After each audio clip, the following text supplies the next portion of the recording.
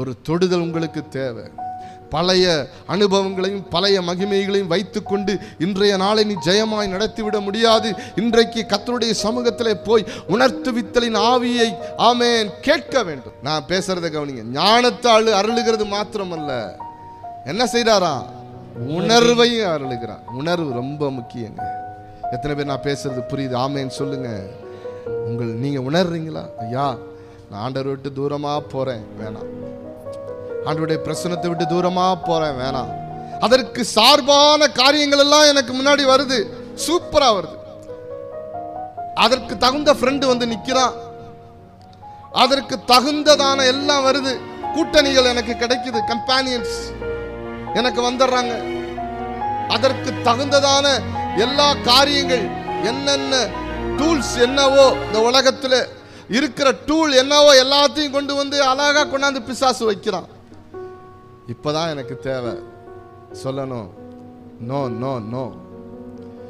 இந்த இவ்வளவு பெரிய பொல்லாங்குக்கு உடன்பட்டு தேவனுக்கு விரோதமாய் நான் பாவம் செய்வது எப்படி?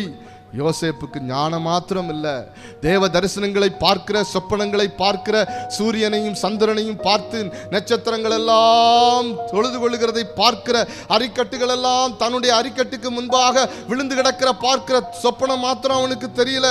அந்த ஞானம் மாத்திரம் அவனுக்கு கிடைக்கல.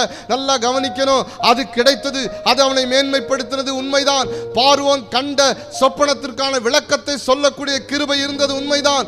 அதை காட்டிலும் உணர்வின் ஆவி அவனுக்கு இருந்தது. ஞானத்தையும் உணர்வையும் அருளுகிற ஆவி. எத்தனை பேர் நான் பேசுறது ஆமென் சொல்றீங்க?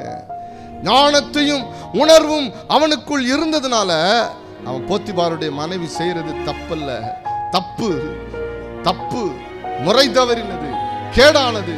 அது போத்திபாருக்கு செய்கிற துரோகம், கர்த்தருக்கு மனசாட்சிக்கும் செய்கிற துரோகம் என்று சொல்லிட்டு சொல்றான். இவ்வளவு பெரிய பாவத்திற்கு உடன்பட்டு, பொல்லாங்குக்கு உடன்பட்டு நான் பாவம் செய்வது எப்படி? ஆதியாகமத்தின் புத்தகம் 37 சொல்றான்.